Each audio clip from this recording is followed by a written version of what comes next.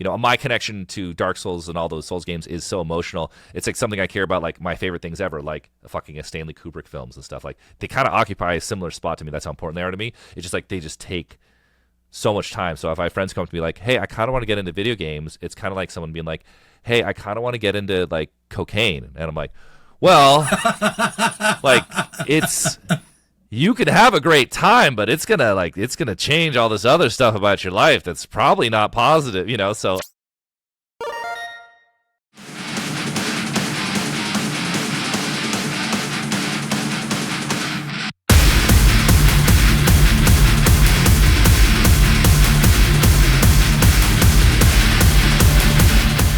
We are back with another installment of Kill Feed. I'm Mike. I'm James. And ahead of the release of their new companion album, Conflict DLC, we are joined by Health's John Famiglietti. John, thank you for taking the time. Hi everyone. Hello. As always, we're going to start you off from the very beginning. Yes. What was your very first gaming experience? Shit. Okay, let me think. I saw a kid had an Atari 2600, and I watched him play it. My first true game experience was a kid had an NES 1, and I got to play Super Mario, the original Super Mario. That's got to be my first game experience. Do you remember what you thought of it at the time? Were you like instantly? This is the coolest thing I've ever seen in my fucking life. It was mine. There's a few moments in my life growing up that were shocking, and I think it's just because of being from that time. Like when you first saw Mario, it was like mind blowing. When I first saw Doom, the first Doom, it was like, oh my god, it was shocking. And then I remember when Street Fighter 2 came out, I was like walking through the street to buy some candy, and there's just like a line of kids just crowded around this machine. I'm like, what's going on? I was like, oh my god, that was like another one of those moments. It was fucking crazy, looking back. Do you know which title, like which game you played where you realized that this was going to be a lifelong thing instead of just kind of like a spur of the moment fun activity? I never really thought I was thinking about my future that much. I was just like, this is great. There's pretty much never been a time in my life where I wasn't excited about video games and reading about it. I did when I got to adulthood. I'm like, I need to be an adult. I need to be successful. I'm going to stop playing all video games. I'm not going to buy anything. And I think 7 years, 8 years behind. I'm like, my life's a mess. I'm not really improving very much. I might as well play fucking video games. Fuck it. So then I went back in pretty hardcore, and now this is my fantasy as a kid. PC gaming, it's like everything works. You just plug it in. There's just millions of games. It's all wonderful. Like this is everything I imagined in the future, of how gaming would work. So you've discussed your love of Doom before and how that was like an early gaming moment for you. Do you think that Doom, with its kind of like over-the-top violence, but also more importantly its soundtrack, helped put you either intentionally or not on the path towards a more heavy music sound? Oh, I don't know. I think it's the same things you appealed that the same things that get you off about a violent video game and heavy music, extreme music, or drug addiction or drinking. Like, it's all the same. It's just like it's the juice. It's like it's like and that's why it's really common for musicians to have drug problems. You want more of that feeling. You really like it, and that's what loud music gets me going too. It's just all that stuff makes you feel great. Yeah. So you think it was not like a one-to-one, this element in Doom and this element in heavy music, more of just a similar point of enthusiasm, if you will? Yeah, because I didn't really give a shit about music until I had an older friend send me this cassette tape in the mail that he had made, and it was Dead Kennedys on one side, Sonic Youth on the other. And the Dead Kennedys was the first time I actually cared about music. And I'd heard music my whole life up to that point. I just didn't really care. Whereas, like, the video games and other stuff, it was immediately, obviously, it just has tons of appeal immediately. So I don't know. I really don't know. Maybe if I don't see Doom, then who knows? Maybe I'm into something totally different. Then health never starts. Yeah. But you mentioned that you stepped away from gaming for about 7 or so years, and the game that brought you back, according to your GameSpot interview, was Red Dead Redemption. You saw the commercial and you were immediately intrigued. Do you think that your film education and your time working in television, your love of cinema, was part of what brought you back? Like, you saw how video games became much more cinematic in the time away? Well, I was just like, holy, really? Like, damn, that's a Western? I'm like, ooh. Like, that's awesome. I never played a Western game as a kid. And then when I got the game, I was like, how cool the music was. It was all Ennio Morricone, and I was like, oh, this is amazing. Like, the games are really, like, something's going on in video games right now. Like, I'm missing out. I need to be back in. Another thing too that got me into gaming again was I was obsessed with Baldur's Gate 1 and 2 growing up. And I'm just like, I wish there was a new Baldur's Gate. Is there a new Baldur's Gate? And so I just got in the machine, and it's like Dragon Age Origins. I'm like, oh, there is a new Baldur's Gate. This game's amazing. That was that era, that 2010. That was a really hot streak. And then I think it's the next year. I think I bought a PS3. I did Red Dead Redemption. I looked up best RPGs. I found Demon Souls. Blew my mind. And then Dragon Age Origins, Mass Effect, Dark Souls. It was a really hot time, you know. Are there any titles from that period of time that you'd like to jump back to? So I went back on the Switch. I played Resident Evil 4, the original. And I was like, oh, no wonder this is a classic. That was amazing. Like, it's really fucking... I'm like, I would have loved to have played this at the time. I wish I played it at the time. I never fucking played Silent Hill 2, but everyone's just like, just play the remake. Because I have the remake. So I'm like, they're just play the remake. So I'm like, I guess I'll do that. I was right about to play that yesterday. I had like a few hours to myself, and I'm like, this Rogue Trader. I'm just dying to play this Rogue Trader. I love that you get to be in 40... Like, RPG in 40K is so cool. So I guess I'm just going to play the remake, which is apparently great.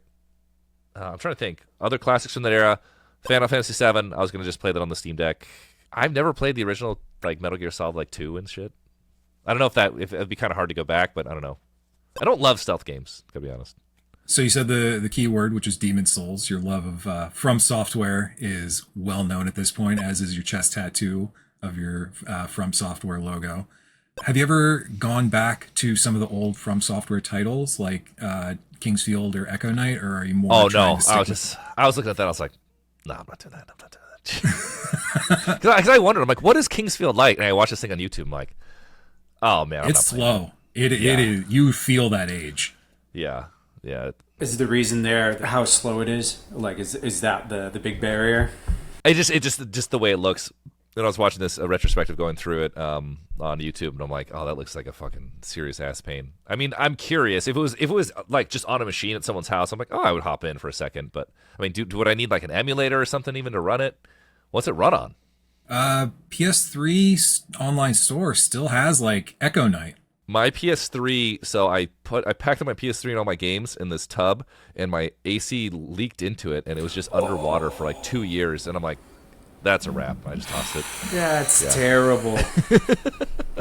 That must have been a terrible day. With that day you opened that lid, that must have been just like a hit right to the chest. Like, oh. I guess not too terrible if it was 2 years away that you were like, oh. I wasn't touching it, you know. However, that is my favorite console. So many great memories in that PS3, you know. That was a great time for me. Also, you guys saw the video thing today. The console wars are over. Give Gabe Newell the Nobel Peace Prize because he ended the console wars. It's done. Like that Steam machine, it's a wrap. Valve is king, you know. Are you going whole hog on the Steam hardware? I mean, I've got my PC. I want to like clear it and have it run on Steam OS. I'm a Steam Deck loving fool. Fuck Windows.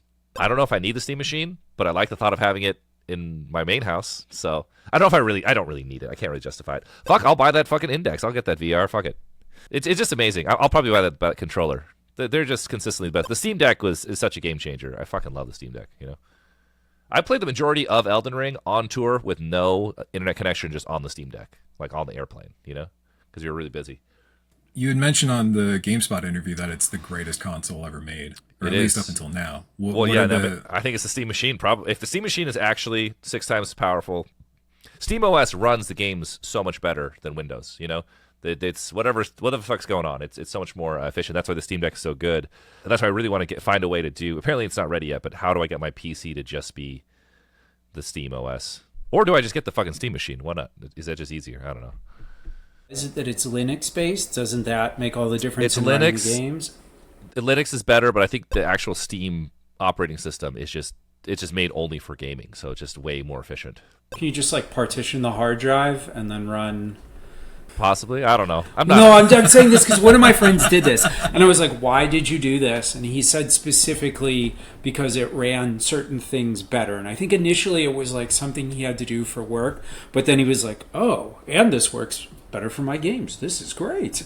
I've really exploit my fans. So my gaming PC is built and maintained by fans of the band. I have not touched anything. So, and they come and check up on me and make sure it's good, and they keep upgrading me. So. It is interesting that your feelings about the console wars is that effectively Steam will come out on top. You know, right before this like info drop, the feeling was that Sony had won the console wars, specifically with Microsoft and Xbox Studios putting Halo on PS5. Do you think that we'll get to a point where Microsoft and Sony will stop console hardware in favor of kind of letting Steam run rampant? Possibly. Well, obviously, people, once you're used to something, you're gonna stick with it forever. But like at this point, it's really, really crazy. I don't know that. I mean, fuck, you saw the second I saw the video, I'm like, oh, that's a wrap. Like I can't. Anyone who's asking me like, hey, what should I get? I'd be like, get a Steam machine. I know that you have a PS5, but primarily PC gaming is your go-to. Yeah, my PS5 is just gathering dust. I just let my friends borrow it if they want it. Or like I'm trying to get someone to play Elden Ring or Baldur's Gate 3. I'm like, here, just take this. You can play it, give it back when you're done, At what point did you kind of give up on console gaming in favor of PC gaming? I think it was this PS5 thing that broke me, where I was like playing PC gaming more and more, and I still really enjoyed being on the couch. And then I'm like, there's no fucking games. I'm like, also, what am I fucking doing? This is ridiculous. And then all the Steam Deck, and then the Steam Deck, I'm carrying it around with me. It's amazing. I gave my friends' kids my Switch. I'm like, take all this shit. I'm done. You were finding that the PS5 just didn't have the game library you were looking for. And well, yeah, like that justified me because I paid some guy to like during COVID. Some guy took it from Toys R Us. He did some crazy backwater stuff, some fan, and like sent it to me from Canada. And I paid a huge markup to get it. And like I played Ghost of Tsushima on it, the multiplayer. I love that Ghost of Tsushima multiplayer. And then so you kind of had a disconnect between couch to computer desk. Yeah. So eventually, though, you were just like, can't do it anymore. Yeah, all right, I'm going over there. I don't like the PC. Yeah, I'm always like this, which is weird. And then I don't like that you always buy the hot game and like never play it.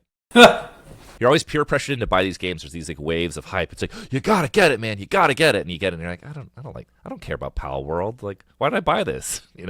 You see the same thing though for consoles too, just from different channels. I mean, I guess it's less people literally in your ear saying, "Go get this, go get this, go get this." But I mean, if you're regularly watching YouTube or something, and there's a big new hype title on PlayStation 5, it'll be in your face all the time. The PC games, it's like these indie games. I don't see anything. It just comes out of nowhere, and then just one day, everyone's like telling me I got to go buy Clover Pit or whatever. I don't know. I think that's to its benefit because you don't get burned out on seeing that name, but also you don't have this big expectation of this game is going to be this new entry in the franchise is going to be this, and it's going to finally fix all my problems with the previous one and whatever else. It's just like, hey, here's something awesome. But with that, FromSoftware announced for next year that they're going to have a Switch 2 exclusive, the Duskbloods. Yes. Is this going to break you and make you get a Switch 2, or are you just going to I'm really saying this aloud. I'm like, am I going to buy a Switch 2 just to play one game? But I really can't imagine that I don't play this game. So I'm either imagining a situation where I'm borrowing someone's Switch 2, or I have to just buy a Switch 2. Maybe I buy it and like give it to my friend's kids after. But like I can't miss one. They're really fucking me on this, Normally, I would say, like, you just wait for the PC port, but, how long have we been waiting for Bloodborne remastered? Yeah, that's never, I don't know if that's ever happening. Supposedly, the rumor is that Sony and FromSoft really do not get along. That's a rumor. I don't know. People just make up stuff. You had mentioned to Vulgar Display of Gaming that you prefer modern titles to retro titles. I do. I just hung out with him last night. We did at he has like all these old arcade machines he bought and stuff. It's so pretty hilarious. He's living my dream, honestly. That shit doesn't fly here. Well, he had a problem. He said he would get really drunk, and then there's this auction for old machines, and they're selling for like $200 each, and so he bought like 10 arcade machines. Whoa. So we stayed up late last night just playing the Jurassic Park shooter light gun. It's pretty sick, But yeah, sorry. Yes, I'm not super into retro games. I think even as a kid, when I had my Genesis, I was kind of frustrated by the games, and I really like the PC games better, like the RPGs. You save your game. So like, I'm not super fond of like all those of so many old games. Like obviously, I have my great memories with them, but I don't like people are like, oh, check out this new retro game, indie game. It's like this. I'm like, I don't fucking care. Why is that? Just like kind of the old mechanics, like platforming specifically. I'm not like obsessed. Obviously, there's great platformers and stuff like that. It's not a huge passion of mine to like play a new one or something like that, or some really good one. I do, there is old games that they used to make that they don't anymore. Like I used to love beat 'em ups. Like I used to get the arcade a lot. I loved beat 'em ups and stuff like that. So he had a Vulgar Display Gaming. He had a Neo Geo, and he had these games I'd never seen before. And it was like a beat 'em up, but it was from first person. You see an outline of yourself, and it was RPG. and it's like crazy long, and you could upgrade all your weapons. It was really cool. I would have loved it as a kid. And then he also played this ninja game that was like a side scroller that was really interesting. That was like, it was really cool. The controls are amazing. These like ninjas fighting. What the hell was that one called? I forgot. These cool ass Neo Geo games I'd never seen in my life. Neo Geo was like the GOAT back in the day. That was like the holy grail. You know, the console was like $500 and the games were $200, and no amount of begging was going to get your parents to bend for that one. No fucking way. I remember there was one weird kid who had a TurboGrafx 16. I remember, and then one weird kid who had like, was it the Jaguar or was it 3DO? Am I mixing up? I'm mixing up my memories. This is a long time ago. Just because you had mentioned like reading about games, like you would see these games in the magazines, and because they were stills, like it looked so cool, you know? Mm-hmm. And then you'd like see the review of it, and it would just like dog on it the whole time, and you're like, well, I guess it's not that cool. And then you would, you know, like you said, Michael, you try and get your parents to buy this thing for you, and they look at the price tag and go, oh, no, we're not doing that. No way. Yeah, it's funny. I look back and I was like, I think a system console then was $100, but then I did like the inflation calculator and I was like, fuck, man, games were that much, you know? And I do remember, I think Genesis games were like $50, and like I did the inflation calculator and I was like, holy shit, you know? Like no wonder your parents are pissed. You know? James and I have talked about this before. I know that everybody's mad about GTA going to be costing like $100 or whatever, but video games have been like $50-$60 for 30 fucking years. Like, yeah, it is pretty wild. You know, I would love it if all games were like, let's say $100 and there was no such thing as microtransactions. Oh, you know, I'm saying like, I'm not even mad about GTA being $100. Like it sucks, but I get it, especially with these like multi-bazillion dollar budgets where it's like, we have a team of, you know, a small nation, like grinding down every single pixel to make it as like high fidelity as possible.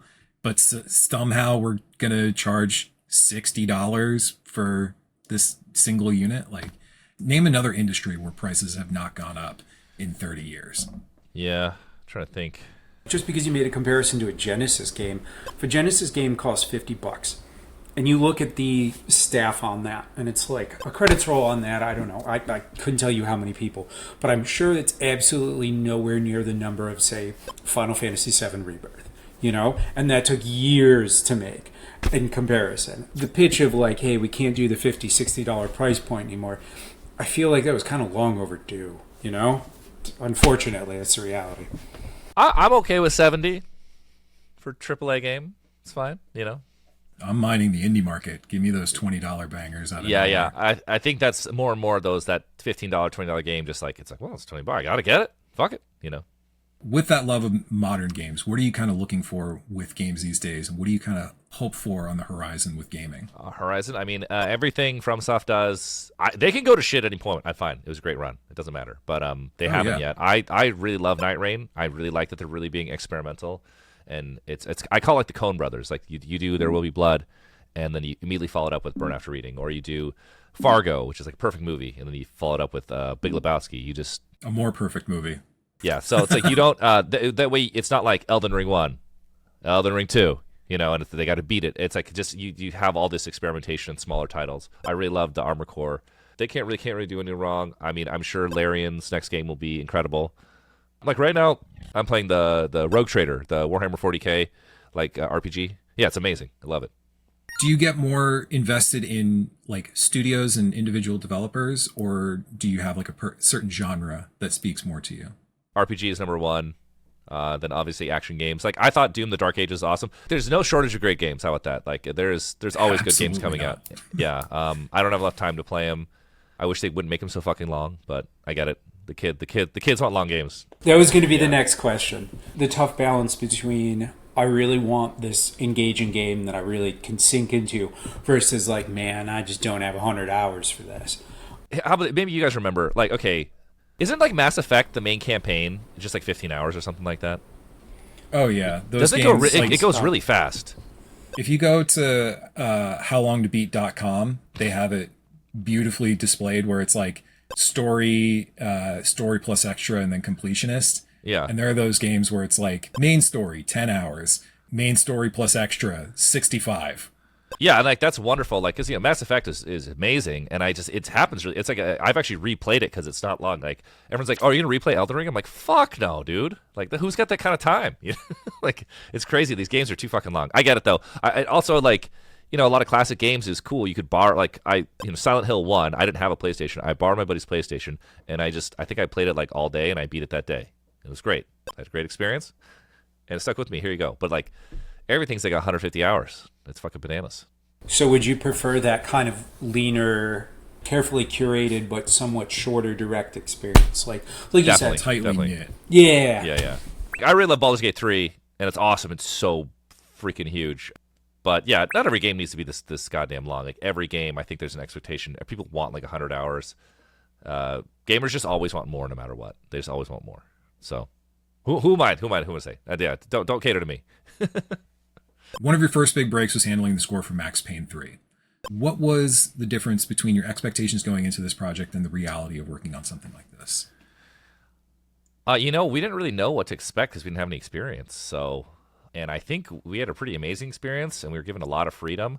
I don't know what it typically would have been like at all. So, the whole thing, looking back, it's way more surreal than it was, because it's actually really crazy we even got the gig.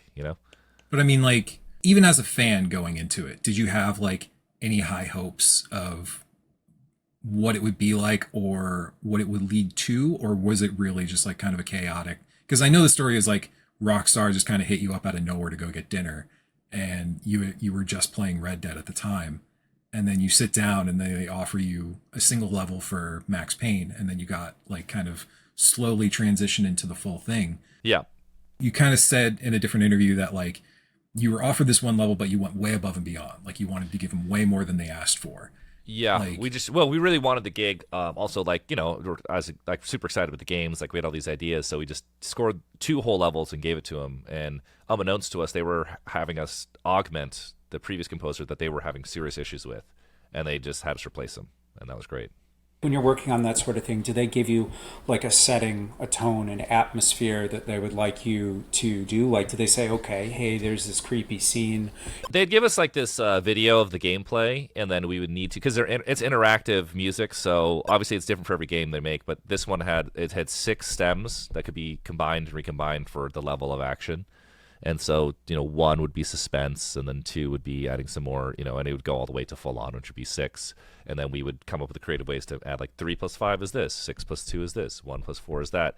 And at the very end, the really cool thing is we got to go to New York, and like 2 days straight, we stayed up, and I just played through the whole game, and we went through with a piece of paper. We're like, okay, here, let's go 3 plus 5. Here, let's go 1 plus 3. After 10 people die, let's go 2 plus 2.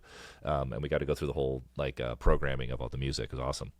Working directly with like playing the game and adjusting it as you went, did it change your appreciation for games afterwards, or did it change the way that you approach them in any way?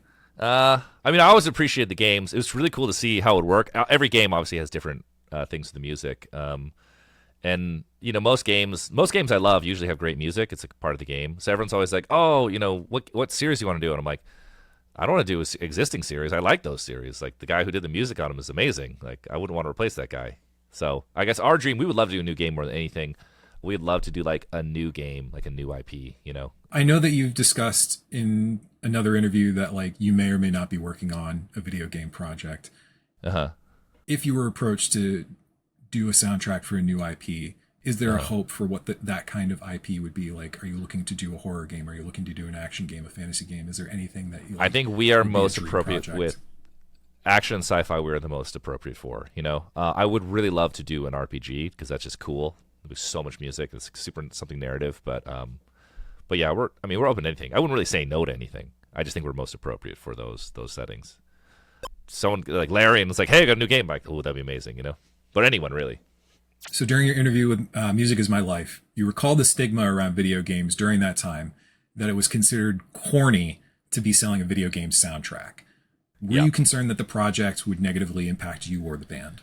Yeah, a little bit, but I'm not like stupid. I'm like, we're not saying no to this. And also, this is something I'm really passionate about, so hell yeah. But it was just kind of funny, like the ultra cool guy vibe. I run to with the band. They're like, dude, you can put that on your merch table? What are you?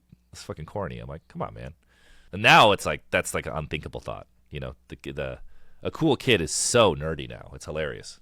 We've heard a few people put forward that sentiment, and also just that it seems like it's way more likely to come up like at a merch table or, at a show in comparison to yesteryear.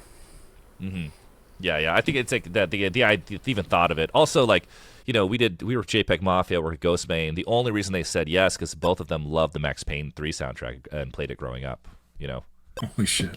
So Max Payne in the long run made us way cooler, and we got the Cyberpunk gig. Like all the kids, like, whoa, you're in Cyberpunk. It's just a totally different relationship now. I'm so glad that you brought up the kind of changing sentiment. In the same interview with Music Is My Life, you said, quote, that society got more nerdy. Video games and anime are two facets of what many would consider nerd culture. Extreme. To you, what is your definition of a nerd? And is nerd culture a thing in 2025? I guess it's not really what it used to be. I'll tell you that. Like, the regular culture got very, very nerdy. Let's say anime is massive with kids. Chainsaw Man movies #1 at the fucking movie theater. I go to Little Tokyo. There's just swarms of kids after school, like, and they're buying like stickers and stuff. So it's just really different. Go on TikTok, it's just nonstop with these like the girls dressed up as like anime, whatever shit. It's just a very different time. So I guess there's not nerd culture in the same way, or just how everything got into pop culture. But we're all nerds. It used to be called a computer nerd. Everyone is just on the computer all day. Everyone is constantly typing. Everyone's very online, so everyone's just a fucking nerd. I guess true nerd culture would be like, I think it was that movie American Splendor, where he's like, it's him and Harvey Pekar and his friends, and they're just like, and he's like, oh, it's Revenge of the Nerds. It's like the 80s. It's like, they're nerds. He's like, they're not fucking nerds. It's like, they're gonna go get good jobs. They're going to college. It's like, real nerds are like people like you and me. We're into like stamps and trains and not cool shit like robots or guns or anything fun. Like, we're like, it's like actual, just like lame as hell, just off-putting, just unshowered ugly guys and like this niche stupid ass interest. That's a real nerd. And I'm like, he's probably right. It's a bell curve for everything.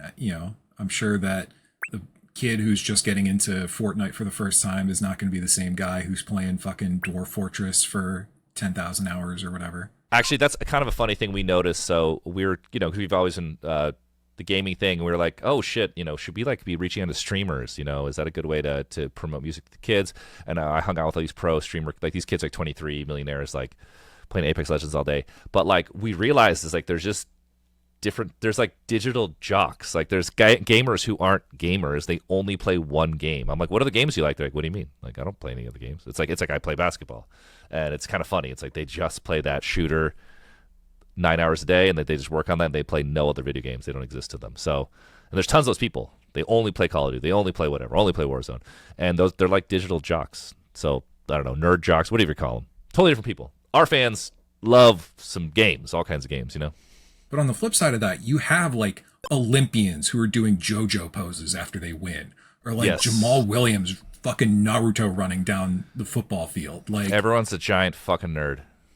Yeah, it really does feel like such a paradigm shift, but I still can't help but feel like video games still have like the stench of nerd on them in some capacity, with the exception of like a couple that have become part of the popular consciousness. Like you said, though, I mean, it's weird that sometimes there is that sort of stigma, but then you'll see all these people who are sat, like, I don't know, waiting for a bus or whatever, and they're all playing Candy Crush, or I have no idea what's popular for mobile games, and it's like, the only difference is you didn't pay money for this physical box or whatever, but you're still spending just as much, if not more, time and money on it. I feel like if you're, okay, let's say you're a regular dude, it makes sense that you will play, whatever, Madden or 2K. You play the GTA when it comes out. There's like a handful of games that are just like normal video games, and that's like they're totally mainstream culture. And then then you can get, and then I guess it will just keep going down nerdier and nerdier until you got the 3 monitors and you're playing orc massage hentai games, So that's just what it is. I don't know. Yeah. Do you think that Elden Ring is Elden Ring on the verge?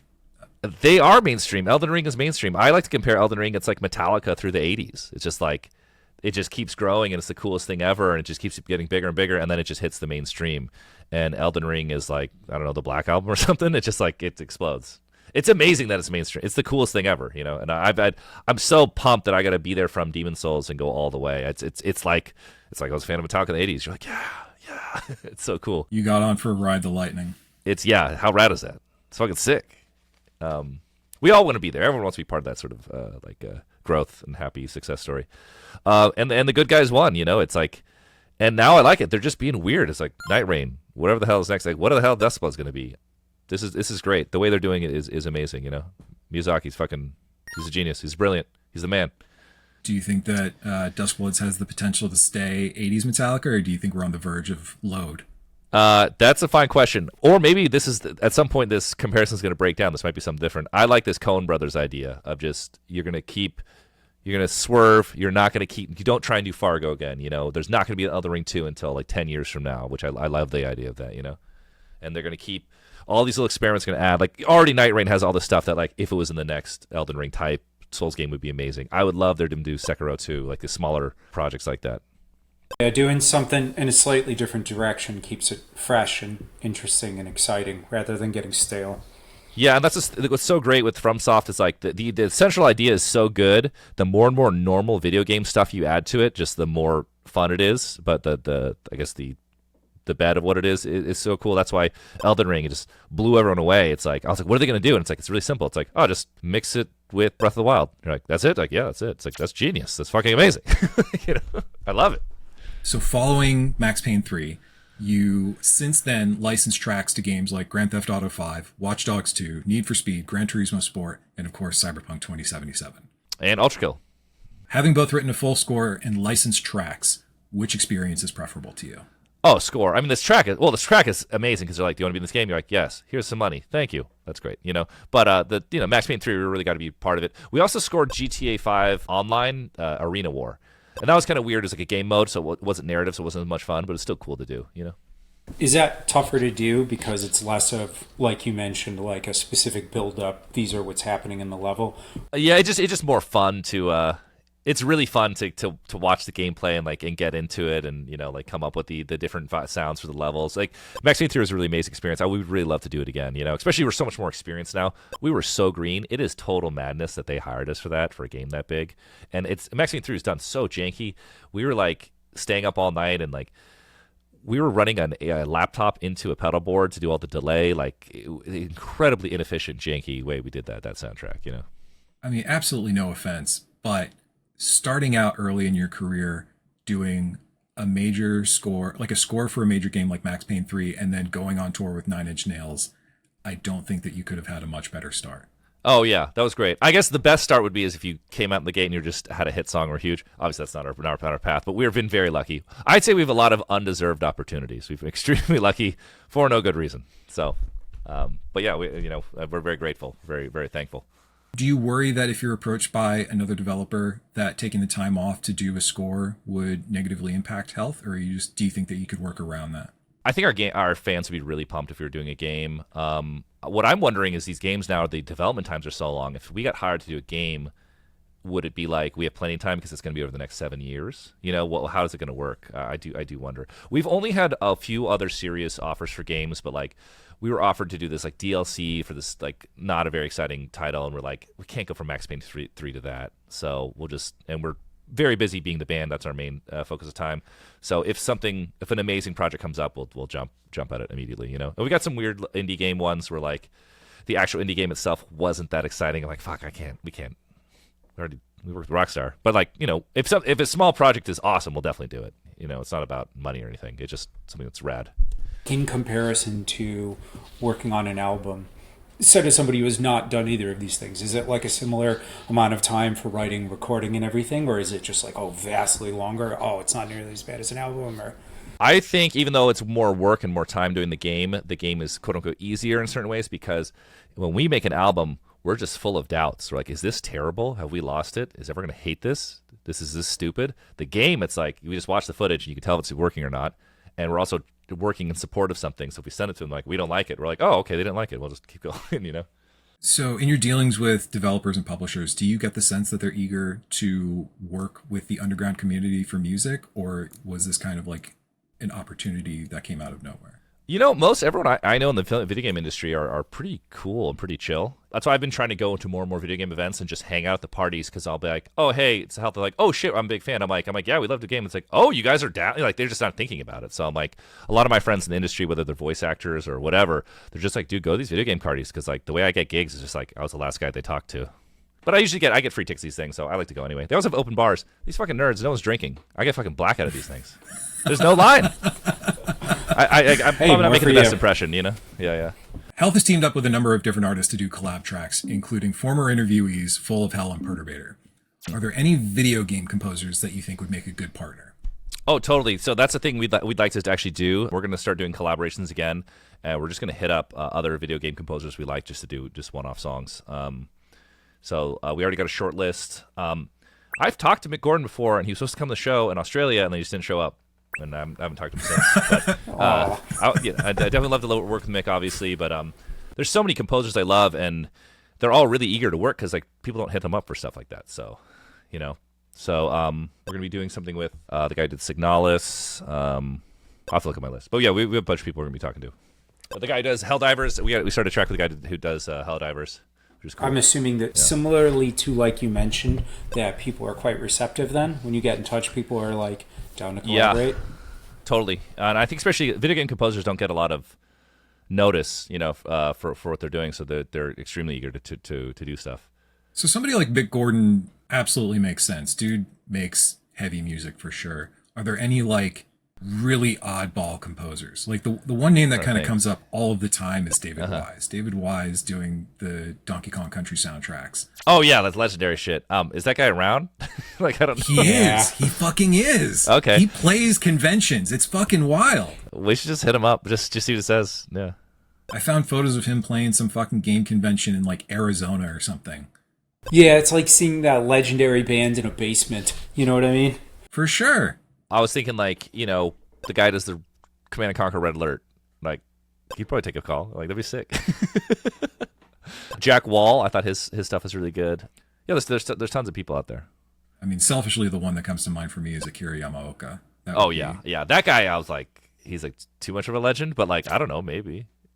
That shit is god tier. Like I love that. We use a lot of, you know what's great is all the Silent Hill synths. They're all from this one synth. So if you have Omnisphere, they're all in there. This pack, every single one they used. Yeah, that's awesome.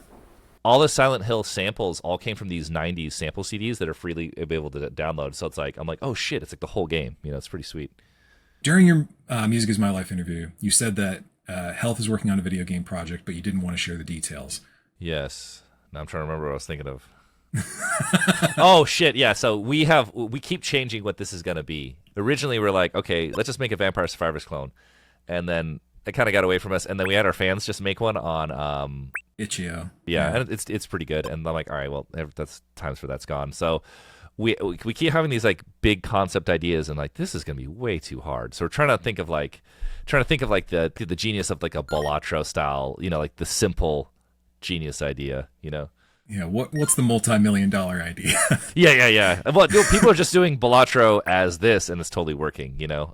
We're trying to think of something interesting like that. But man, I've put like 550 hours in Balatro. Like, I still like on Airplane just play that whole flight. It's amazing. Love it. I played it, but I'm glad that I didn't get addicted to it. Like I saw the signs early on enough, and I was like, this is fun. I'm gonna go do something else. You know, I've been done with that game forever, and then I just got this new mode where I'm on purpose picking the wildest ass jokers and making it happen. I'm like, it's the most incredible feeling. And then also the Balatro multiplayer mod, amazing. They got to integrate that for real, like make an official one, you know. I feel like you get those games that they get the hooks in you, and like you put it down, you're like, I'm done with this, and then you come back to it like 6 months later, and you're like, oh, I guess I'm not done with this. So just because you mentioned Vampire Survivors, I walked away from that, and then like a week ago, I was just like, oh my god, this is the best thing ever. Yeah.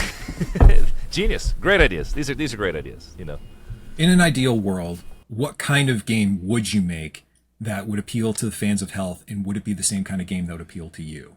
Well, if I'm just using wishes, I would just make my RPG, you know. I've been like, you know, my whole life I'd be like just cribbing from whatever game you're playing and keep putting it together. And like, oh, it was like this plus this plus that. Oh, it'd be like this. Then like that'd be a dream. Obviously those things are extremely complicated to make.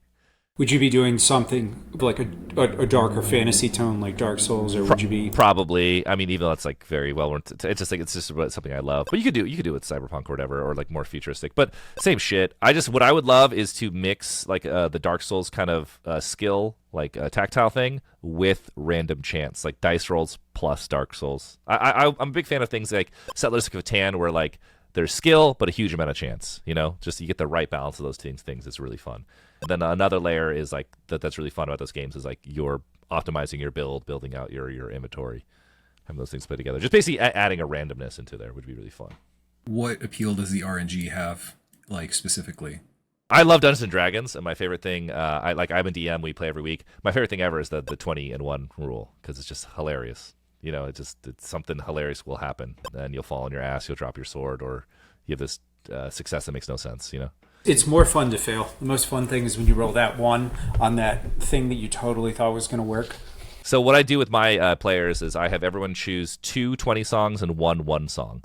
And the 1 20 song for combat, 1 non-combat, and then 1 song for a failure. And then whenever it happens, we play the song, and then we dramatize it. And so it's like this recurring joke, because you pick whatever song you want, so they'll pick a hilarious song.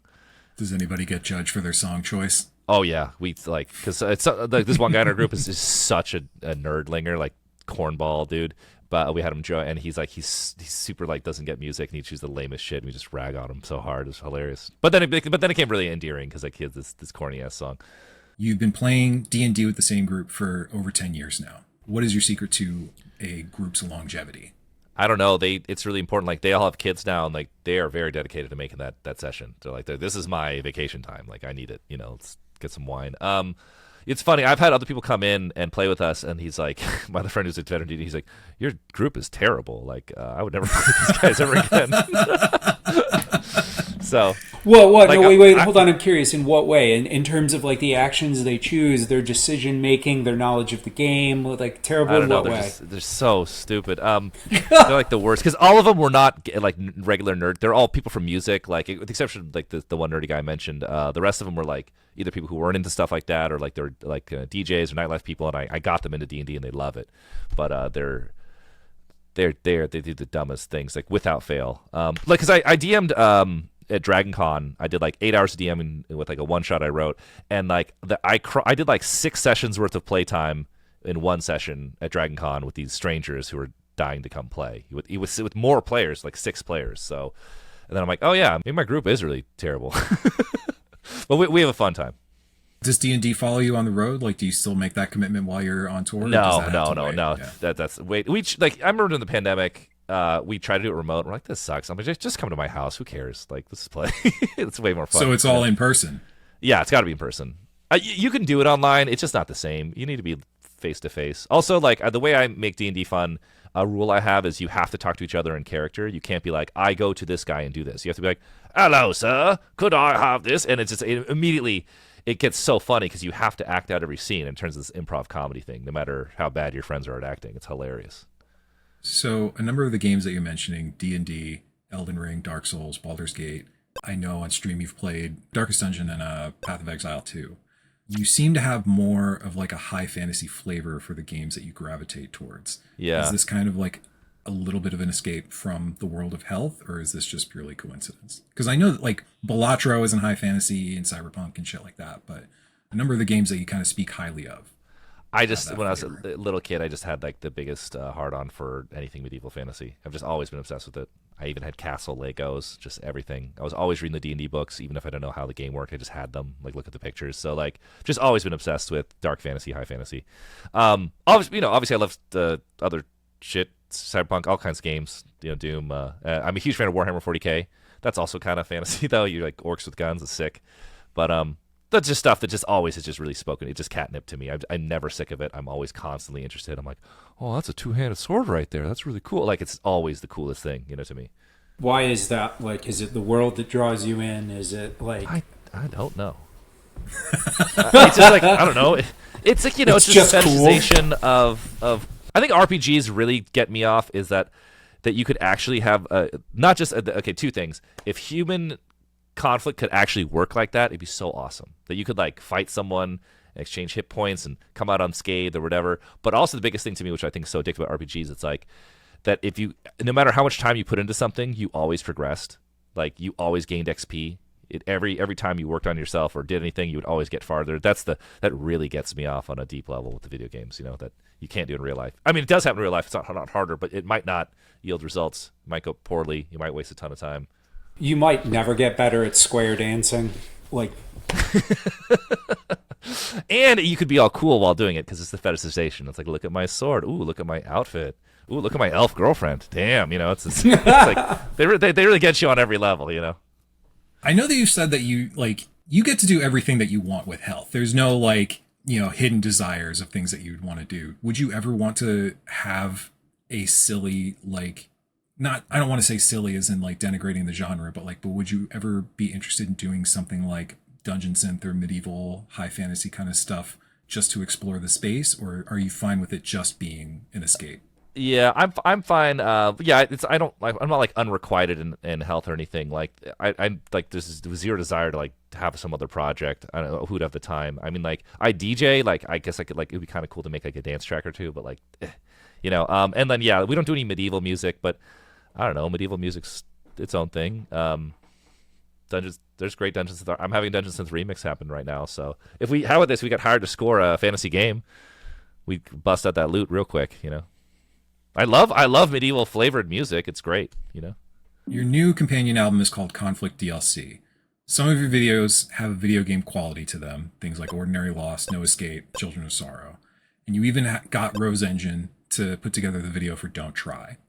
Why is this visual connection to video games so important to you?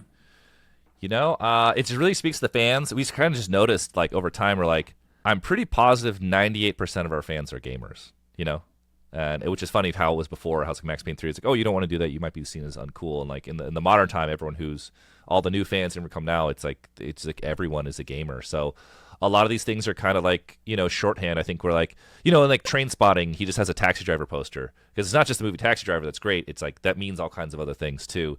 And we have a similar thing with our fans. Neon Genesis Evangelion isn't just an anime. It has all this other symbolic meaning.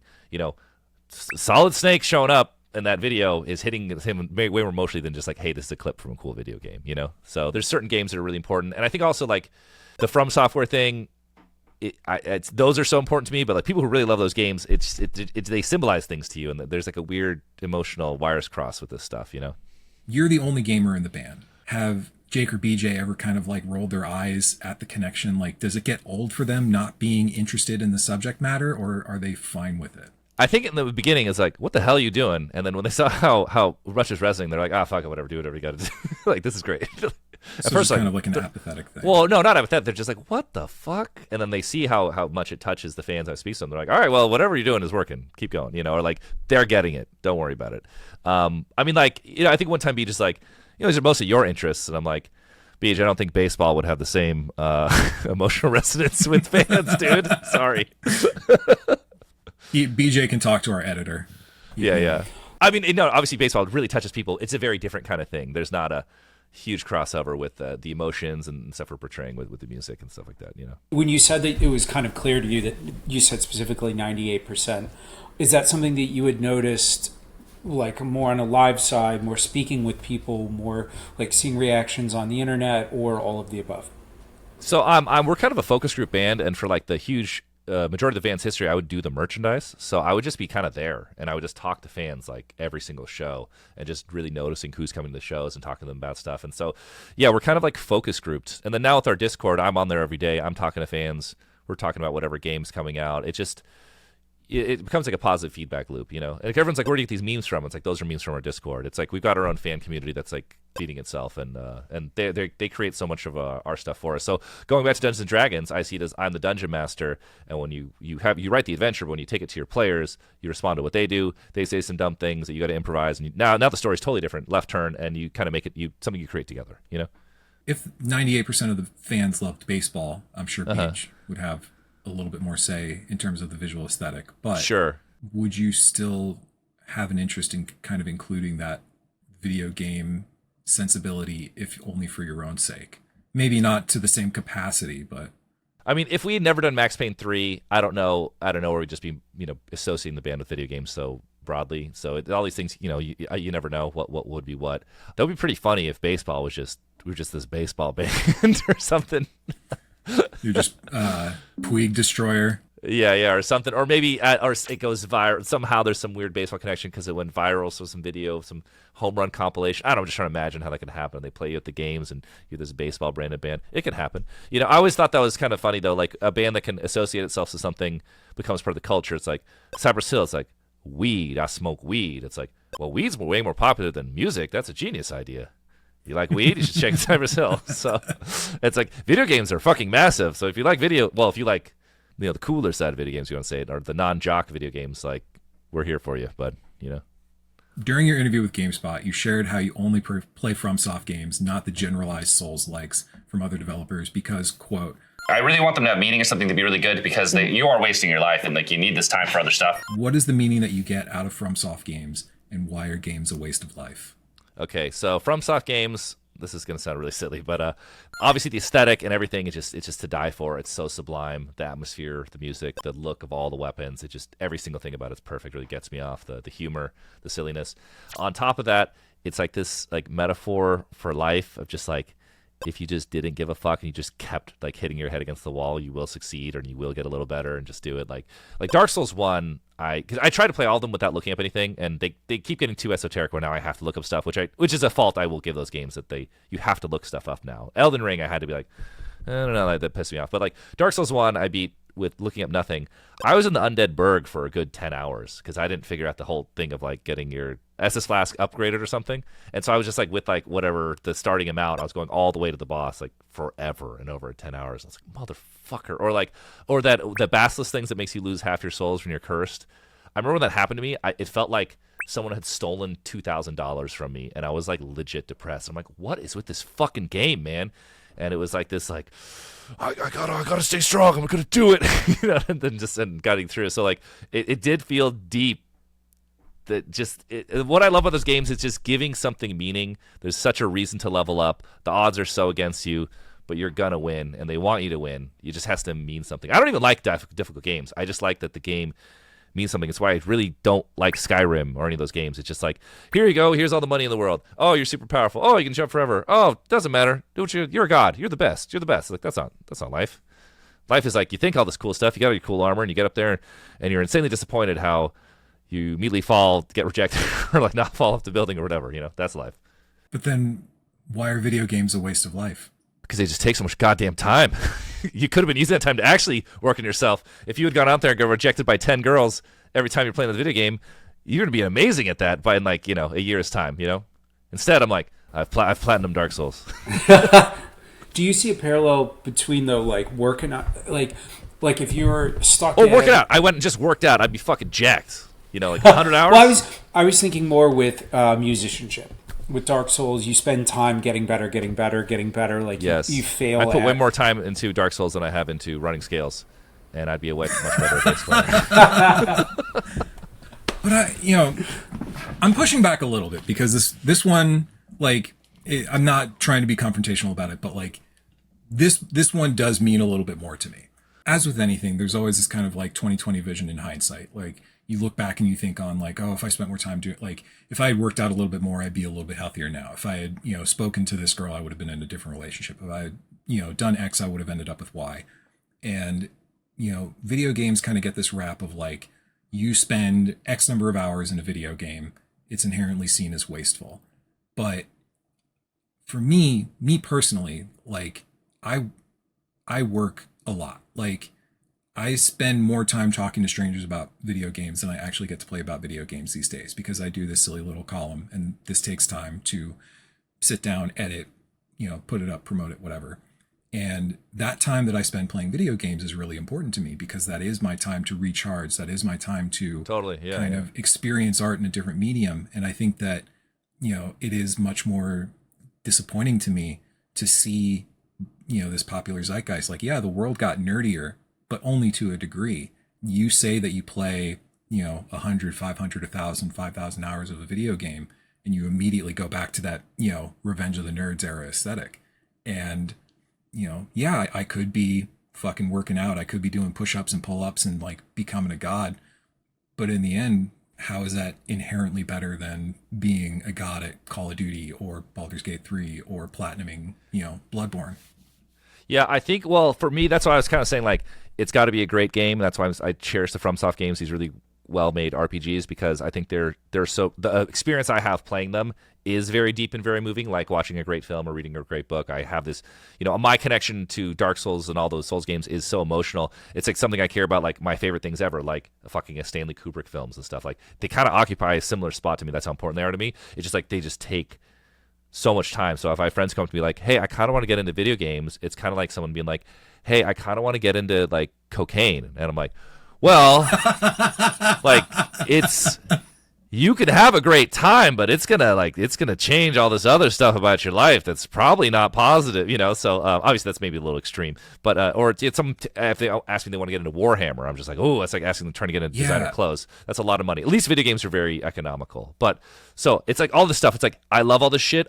Personally, for me, it's very important to me, but it's a massive suck of time. And if someone had never done it and came up to me and be like, I don't know. You could not have it in your life and have all this extra time. You know? I mean, cocaine is kind of an interesting comparison. You get addicted, you spend lots of money, you always want more, and it makes you physically... You're up until 7 a.m.? Yeah, and you're less healthy. You feel great until you don't. Until you're out and you don't have any more, and you're like, oh, I can't wait till I get more. And then you meet other guys who do it, and they really like it too. And like, whoa, we could go do this until 8 a.m. again. You know? Yeah, we can hang out together in separate rooms, but together. Together, it's like, yeah, we could play whatever, I don't know, Fortnite forever. You know. For me personally, the cocaine comparison is more adept for, like you said, like Warhammer, or for me, Magic the Gathering.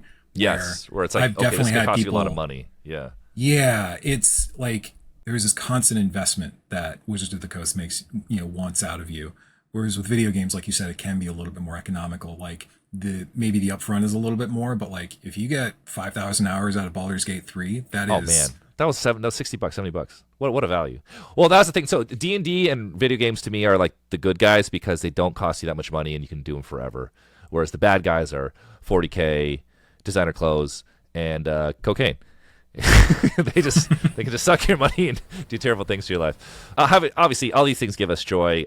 I mean, they're extremely important to me. The only thing that I've ever feel bad about is like just when I look at that hour count, I'm like, fuck, that is a lot of time, you know? That's why I would love if games are shorter because, so many games I've been moved by, their playtime, especially the older games, they weren't that long. I don't need, pick up 15 items, suck 10 dicks, just this like list of extra busy work. That I cannot stand. And that's why I think it's great. Like Baldur's Gate 3, I really appreciated how composed it was. There's not even random encounters in it. It's like the whole game is just designed, It's I thought it was pretty amazing, really amazing. Same thing with the FromSoft games. I love how designed they are, When you played Baldur's Gate, were you playing that solo, or did you also play that on like with a crew?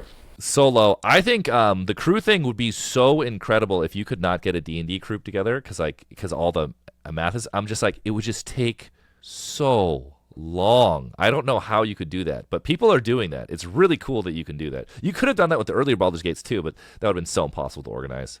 So it's really cool that exists. Like you can have kind of a D&D experience playing together. I cannot think of the patience to do that. I love the idea of doing that. It moves glacially slow. I say that as someone both who plays D&D proper and then also has tried to play Baldur's Gate with a friend who also DMs, and man, it's slow. Yeah, or people are like, hey, you can play Civilization multiplayer. I'm like, oh, it's awesome. I'm like, wait a second, what is that, like 40-hour games? Like, that sounds horrible. So I'm like, I'm not going to do that. And that's the problem with D&D. The best part of D&D is that, like, because you can just make up anything on the fly. When you kind of do D&D through the computer interface, sometimes it's just kind of cold. What's so fun about D&D is I can just make up the stupidest thing ever, and we have to just go roll with it, and it's hilarious, But it's really cool they made that, and it's awesome people can play together as a group. I'm really impressed. But no, I'm not. I'm never going to do that. With the time sink consideration in mind, do you find that you're more interested in single-player games or multiplayer games? I love multiplayer games, and that's really fun. It's also because, you got Discord on. You're catching up with your friend who doesn't live in the same town while you're doing something. Night Rain was awesome. I fucking love Night Rain. It was so much goddamn fun. I can't wait for the DLC. Something I've been kind of waiting for because I really love the multiplayer aspect of Souls, and that it's actually like designed with it, and like you're teaming up and fighting the boss together. It was amazing. New class coming. Artorias is finally coming in. Yeah. Only thing even though it was so much impossible in the beginning, when I didn't understand how anything worked, it was kind of better. Because the only thing I don't like is Night Rain suddenly becomes this like checklist of like there's like a correct way to play it, which I don't like as much. But other than that, though, the experience is top tier, and I've already beat all the bosses, so I had the experience. I'm going back in though for the DLC. I love them expanding this idea more and more for the future. I love this thing that all the unequipped weapons also add up. You kind of have this Balatro deck fun of like adding all these abilities. It's great. The song of yours that first resonated with me was Ashamed, and specifically the video. Video starts with you at your PC playing Baldur's Gate 3 and spending time on Discord. but most of it was filmed at Anime Expo and Dragon Con in 2023. Was there then, and is there now, any shame to be had with your interest, rational or not? Well, I would say no, but if you told people how old I am, maybe you'd be like, yeah.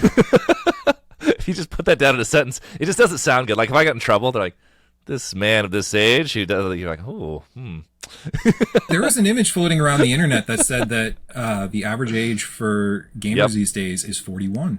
It's 41, and the funny thing is, when I was doing Max Payne 3, I read the average age for a gamer was 35. So it just keeps going up, which is like, I think it's just because our generation, or whoever we are, we've grown up with video games, they're just around. But I think the people who are the most passionate, I guess, or have the means to get these 3 monitors are older guys, or maybe they just never had kids. They're just gaming all fucking day. I don't know. I think for some people, too, that as we've gotten a little bit older, some people who are older are not everybody is as adept to social media and to Discord and different things. So you might see a younger presence more in terms of on the internet or, in surveys or whatever. Whereas, there's just as many of us 40-year-old dorks sat here and on the couch in front of the TV. Well, the funny, going back to that study where they said like they were analyzing boys and girls, and they were like the boys who played whatever video games for like 40 hours versus the girl who was on the phone for 40 hours. The video game guy didn't really have that many adverse effects. So I'm like, at this point, shit is so bad with the phone and so dystopian. Like, get the kids on the video games. Fuck it, just play Call of Duty all day. It's better for you than because like the teen suicide rate is through the roof with this fucking phone. This thing makes you feel like shit. Hard agree. Like even the most toxic fucking video games that I've ever played, like anytime I played Overwatch, anytime I played Marvel Rivals, like somebody could say a mean thing. It's not the same thing as these fucking teenage girls who are just getting the most horrible, terrible shit pumped into their faces all the time. It makes you feel like shit. Boys too, but just the study was boys versus girls in that one. Yeah, I think too that inevitably you get into rather quickly that arguments of that video games do have a value in terms of a little bit of, I don't know, whether it's like use of resources or problem solving or totally reading an environment or whatever, or art. I'm putting my foot down with that one. I've said this before in other interviews. I think that video games are the highest form of art that humanity has come up with to date. I'm just waiting for the day that society can catch up to that notion. Well, I think someone said one day the Citizen Kane of video games will come. One thing I like with the art argument with like Dark Souls and those games is that the depth is revealed through the gameplay, instead of like story themes that are being told other ways. I really like that. But what I really like about video games now? Same thing with anime. Anime, because of reading subtitles, and video games because you're both your hands free. You don't have this thing on, and I think that's why they're so deep for people now. Because I could show you the greatest film ever, and you're gonna fucking Tarkovsky film, and you're gonna be like, oh shit. And a Tarkovsky film, the second you check your phone, the movie's fucked because those movies are so meditative and slow. So if your kid can have their 2 hands occupied, or the anime, I think anime is killing with kids now because they have to read the subtitles, and 2, American media or Western media is so neutered and just dead, and Japanese anime is still made by 1 or 5 completely insane people and who are let to just run wild with whatever the fuck they're thinking of, and that feels alive. Chainsaw Man makes me feel like a teenager again. I'm like, oh my god, she's gonna kiss Denji. I'm like a little kid, It's like fucking hilarious, and like I'm like, oh, that means it's good. I'm feeling something. All this slop on Netflix. I'm like, that was just total fucking ass. Like, how does this exist? It's just like we're just so numb because we've taken so much goddamn media all day. All right, so somebody approaches you and says that they're taking video game cocaine with or without you. What is the one title that you recommend to them? I just say to people now, just the easiest, I'm just like Elden Ring. It's easy to get into. People who I've been pushing Souls games on people for over a decade, and they're like, no, I don't like it, no. And then Elden Ring can connect with them. So because Elden Ring, it's less oppressive. They put music during it. You can fuck around, and it will hook you, and you'll keep going. And Elden Ring is incredible. So. I'm just either Elden Ring or depending on the personality, I'll go Baldur's Gate 3. And Baldur's Gate 3 is amazing. I meet so many just cool girls, party girls in the scene, girls I know who have never played video games. And they'll come up to me like, John, I love Baldur's Gate 3. I'm like, you play fucking video games? Like, they got into video games just for Baldur's Gate 3. It really touches women. And all these girls I know, they play it over and over. They do different characters.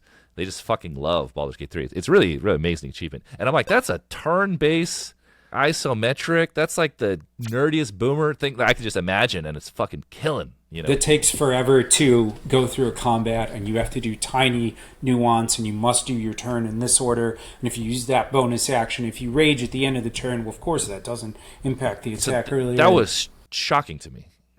Someone was saying that because it's turn-based, he thinks that's why, though, because you can take the time to kind of go through it. People who really want to be there can do it.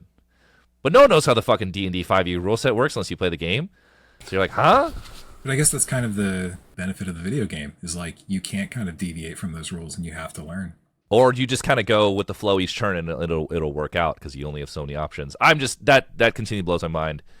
Girls I've known for over a decade are just coming to me out of nowhere that they're playing Baldur's Gate 3, and I'm like, A, you've never played video games. B, did you like buy it and they just bought a Steam Deck so they could play it, That's quite a commitment on a whim, too. That's not like, oh, I heard that burrito shop was good, so I got a burrito there. There must have been a really strong word of mouth where it's like, oh my God, I was playing Baldur's Gate. What is it? Oh, what? Really? All right, fuck, maybe I'll buy this, I bought this $650 burrito the other day. Yeah. This is going to go up around Christmas time. What game you getting for Christmas? For Christmas? Well, I'm very lucky. So many people in the industry are nice to me. I get a lot of games free. So I have like this account that just keeps getting refilled. Certain games, I can't get all games free, but most games. Christmas, what's coming out? Oh, there's the Night Rain DLC. Is that this year or is it That's this year. Okay. It's this year. They just yeah. December 4th, yeah. December 4th, so that's perfect. Once I get back from tour, I'll be playing that end of the year. I would love to beat Rogue Trader this year. I'd love to beat Doom the Dark Ages, so I'm almost done with. I'm going to boot up Arc Raiders tomorrow. I would love to beat Expedition 33. I don't know where my fucking time for this shit, though. That's what I hate is on tour, I have all kinds of downtime to play video games, but on the Steam Deck, I just want the really simple-ass games. Like, it's not that fun to play the really involved, 3D games, and it burns the battery. But I was thinking maybe just playing, like I never played Final Fantasy VII, like the original.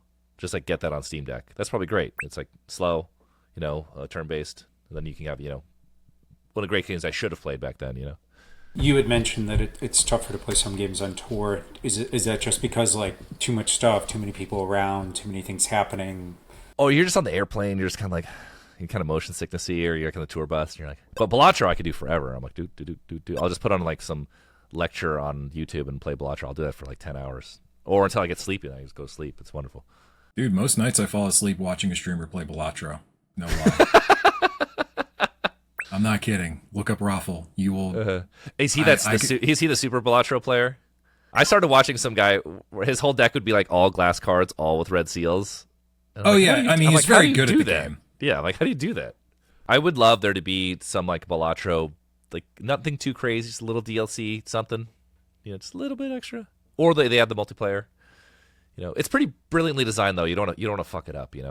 Yeah, but I can't imagine them not being interested in at least some kind of add-on pack that just immediately prints money. Yeah, just add 2 to 3 more decks and the multiplayer mode. How about that? No new jokers. Fuck it. Maybe 4 new jokers. I don't know. The modding community for Balatro is incredible. The kinds of jokers and stakes and whatever that they've added to the game. Some of them are fucking dog shit, of course, but there are a couple in there that it's oh man, that would have been a really smart addition to this. The multiplayer mod is pretty brilliant. They really should add that. Maybe they could refine it, but it works. It's really fun. I really love the multiplayer mod. Is there any stated reason why they haven't done anything with that? I just feel like you said, that'd be printing money. I think that guy's kind of eccentric, yeah, and he's just I'm going to make the next game. He's just kind of a weird. He didn't even go on stage when they won. He's probably just a super weird guy. I've heard an interview with him. He seems pretty fucking normal. I'd love to shake his hand and I'm like, you're a fucking genius, because Balatro should be free on every PC. It should just come with Windows. It should be the new Minesweeper. Just remove the new Minesweeper. That's what I was saying. The new Minesweeper. It used to be Minesweeper. Now it's Balatro. We're in the future. Balatro should be on every PC. It should be built into Windows and Linux or whatever.